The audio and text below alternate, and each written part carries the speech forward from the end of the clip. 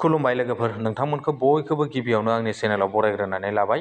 आसा खालामो नोंथांमोना आंनि भिडिअखौ जोबजासिम नायलांगोन आरो सोरबाफोर चेनेलाव गोदानै फैदोंब्ला दासिमबो जुदि आंनि चेनेलखौ साबस्क्राइब खालामाखैब्ला अन्नानै चेनेलखौ साबस्क्राइब खालामनानै हो, लोगोसे लाइक आरो शेयार खालामनो होदो लोगोफोर।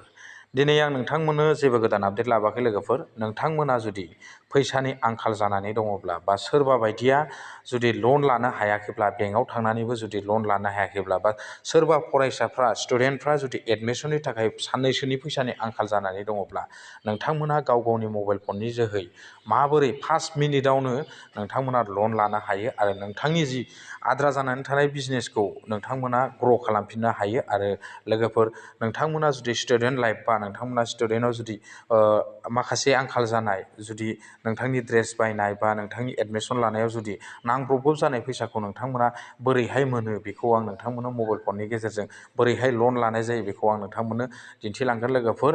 नोंथांमोननो आं गिबियावनो बे लन लानाय एप्सनि मुंखौ गिबियावनो फोरमायग्रोनो सानबाय लोगोफोर। बे लन लानाय एप्सनि मुङानो जादों एमपकेट दै लोगोफोर। नोंथांमोना बेखौ प्ले स्ट'राव थांनानैबाबो बे एमपकेट लनखौ नोंथांमोना डाउनलड खालामनानै लाहैनो हागोन आरो बे एप्सखौ लोगोफोर। नोंथांमोना प्ले स्ट'राव थांनानै डाउनलड खालामनानै लाहैबानो जाबाय लोगोफोर। दा बेखौ बोरैहाय डाउनलड खालामो आं बेखौ नोंथांमोननो गिबियावनो दिन्थिग्रोनोसै लोगोफोर। नोंथांमोना बेखौ गिबियावनो प्ले स्ट'राव थांदो, गाव गावनि मबाइल फननि प्ले स्ट'राव थांबानो जाबाय लोगोफोर। बे प्ले स्ट'राव थांनानै नोंथांमोना बेवहाय मा सार्च खालामनांगोन आं लोगोफोर नोंथांमोननो दिन्थिनो दै लोगोफोर। गिबियावनो नोंथांमोना बेवहाय मा लिरनांगोन, एमपकेट दै लोगोफोर। नै आंना सार्च खालामखानायखाय अट'मेटिक नैयाव दंखायो नै एमपकेट। बे एमपकेटखौ नोंथांमोना बेवहाय सार्च खालामनांगोन आरो लोगोफोर। दै आं बेवहाय सार्च खालामनोसै। सार्च खालामखांनायनि उनाव नोंथांमोनाव बेफोरबायदि एमपकेट एप्सआ बेवहाय श' जागोन आरो ना लोगोफोर। श' जाखांनायनि उनाव नोंथांमोना नैबेवहाय अपेन दंना, नोंथांमोना बे अपेनाव थुयोब्लाथाय आंनिया अपेन जागोन। अलरेडि आंनिया बेयो डाउनलड जाखाना दं बा इनस्टल जाखाना दं दे लोगोफोर। नोंथांमोननिया इनस्टल जाखायाखैब्ला नोंथांमोननिया बेवहाय इनस्टल ओंखारगोन, नोंथांमोना इनस्टल खालामनानै लाबानो जाबाय आरो लोगोफोर। दानिया इनस्टल खालामखांनायनि उनाव लोगोफोर नोंथांमोना मा खालाम, बे एमपकेट जि एप्सआव नोंथांमोना मा खालामना होदो, नै बेवहाय नोंथांनि जि डिटेल्सफोर मा बिदों, मा डिटेल्स होनांगौ, बेखौ नोंथांमोना बेवहाय फारि फारि होलांबाय थाबानो जाबाय आरो लोगोफोर। दा बेखौ नोंथांमोना बोरैहाय फिलआप खालामो आं बेखौ नोंथांमोननो एसे फोरमायलांनि आरो लोगोफोर। गिबियावनो नोंथांमोनाव मोनब्रैसो अपसन ओंखारगोन नै लोगोफोर। नैबेयावहाय KYC इनफरमेसन, आरो नैयाव पार्सनेल इनफरमेसन, आरो नैयाव एमप्लयमेन्ट इनफरमेसन। बेनिफ्राय गाहायथाराव दंना, एमप्लय इनफरमेसननि गाहायथाराव दङ ना लोगोफोर, नै टेक सेल्फि। बेबायदि नोंथांमोनाव मोनब्रै अपसन बायदि नोंथांमोना भेरिफिकेसन खालामनांगौ आरो लोगोफोर। दा गिबियावनो आं नोंथांमोननो गोजौनिफ्राय दिन्थिबोनोसै दे लोगोफोर।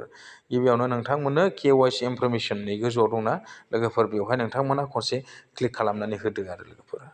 क्लिक खालामखांनायनि उनाव दानिया नोंथांमोनाव बेफोरबायदि इन्टारफेस श' जासिगोन। दानिया नोंथांमोना मा खालाम, बेवहाय नोंथांनि भिडिअ KYC जोंबो नोंथांमोना बेखौ कमप्लिट खालामनो हागोन, आरो फान्ड भेरिफिकेसनजोंबो खालामनो हागोन, आरो डिजि लकारजोंबो नोंथांमोना बेखौ भेरिफिकेसन खालामनानै लानो हागोन आरो। बेनि उनाव नोंथांमोना बेवहाय क्लिक खालामखांनो गाहायाव गेट स्टारआ ब्लेंक जानानै दंना, जेब्ला फिलआप खालामो माने भेरिफिकेसना जायो, अब्ला नै गेट स्टाराव नोंथांमोना क्लिक खालामनानै होबानो जाबाय आरो लोगोफोर। आं बेखौ नोंथांमोननो फोरमायहरखाबाय दे, आं बेवहाय बानायना दिन्थियासै, माने आंनो गोनांथि गैयैखाय।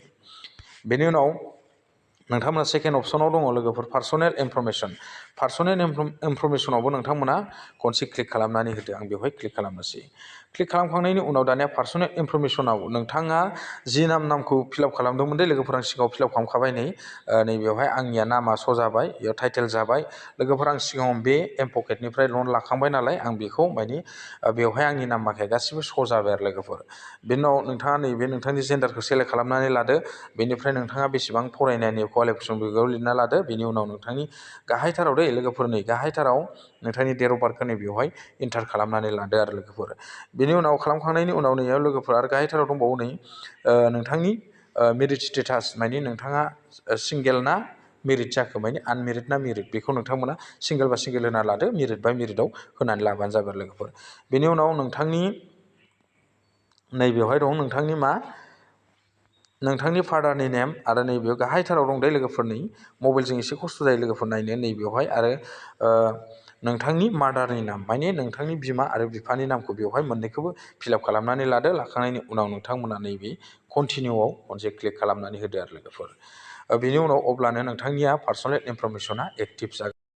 आं दानिया लोगोफोर बेक फैफिनबाय। बेक फैफिननायनि उनाव आरो नै बेवहाय नोंथांमोना मोनसे दंबावोना, नै एमप्लय इनफरमेसन दंना लोगोफोर नैबेवहाय एमप्लयमेन्ट इनफरमेसन दङ बे एमप्लयमेन्ट इनफरमेसनाव नोंथांमोना आरो खनसे क्लिक खालामनानै होदोलाय आरो लोगोफोर आं बेवहाय खनसे क्लिक खालामनोसैलाय क्लिक खालामनायनि उनाव दानिया नोंथाङा बेवहाय एमप्लयमेन्ट इनफरमेसनाव नोंथांमोना मा खालामनांगोन गिबियावनो नोंथाङा नोंथांनि कम्पानिनि नामखौ होनानै लानो नांगोन आं बेवहाय होनानै लाखाबाय दे लोगोफोर नैबे कम्पानिनि नामखौ बेनि उनाव नोंथाङा नैबेवहाय नोंथांनि अफिस एड्रेसखौ नोंथाङा बेवहाय फिलआप खालामनांगोन दे लोगोफोर बेवहाय नोंथांमोना कम्पानि नामखौ माबोरै होयो आरो अफिस एड्रेसखौ माबोरैहाय लिरो बेखौ जुदि नोंथांमोना नांगौब्ला नोंथांमोना कमेन्ट्सआव सोंहरबानो जाबाय आं नोंथांमोननो फोरमायहरगोन आरो लोगोफोर बेनि उनाव नैबे गाहायथाराव नोंथांनि पिन क'डखौ नैबेयाव होनानै लाबानो जाबाय आरो लोगोफोर बेनि उनाव नोंथांमोना नैबे सेभ नेक्स्टआव नोंथांमोना खनसे क्लिक खालामना होबानो एमप्लयमेन्ट इनफरमेसना बेवहाय कमप्लिट जागोन आरो लोगोफोर बेनि उनाव गाहायथाराव दं दे लोगोफोर नोंथांमोनाव नैबे गाहायथाराव नाय बेवहाय नोंथांमोना मा नुदों गाहायथाराव टेक ए सेल्फि बेवहाय नोंथांमोना सेल्फिखौबो भेरिफिकेसन खालामनांगोन आरो लोगोफोर दा बेवहाय नोंथांमोना क्लिक खालामनानै दिन्थिनोसै लोगोफोर बेवहाय नैयाव क्लिक खालामबाय आं क्लिक खालामनाय लोगो लोगोनो दै लोगोफोर नोंथांमोननिया दानिया मा खालामनांगोन नोंथांमोना बेबायदि मोनसे सेल्फि लानो नांगोन आरो लोगोफोर नै बेवहाय नोंथांमोना नै कन्टिनिउ टु KYC भेरिफिकेसन बेवहाय क्लिक खालामनानै होब्लानो नोंथांमोना बेवहाय मबाइलजों सेल्फि लानांगोन आरो माने नोंथांनि फट'खौ नांगौ जायो लोगोफोर बे नोंथांमोना बे एप्सआव जुदि लन लानोब्ला नोंथांमोना सेल्फि लानो नांगोन आरो लोगोफोर नोंथांनि फेसखौ नांगौ जायो सेल्फि लाबानो जाबाय लोगोफोर बेबायदिनो नोंथांमोना बेखिनि खामानिखौ दसे मावोब्लानो बा 5 मिनिटनि गेजेरावनो नोंथांमोना बेखिनि खामानिखौ फिलआप खालामनानै लायोब्लानो नोंथांमोना बेनि उनाव नोंथांमोना मा खालामनो हागोन खामानिया जोबखांनायनि उनावनो नोंथांमोना बिनि जि लन बे लनखौ नैबेवहाय कन्टिनिउ एप्लिकेसन दंना बे कन्टिनिउ एप्लिकेसनाव क्लिक खालामनानै नोंथांमोना 1000निफ्राय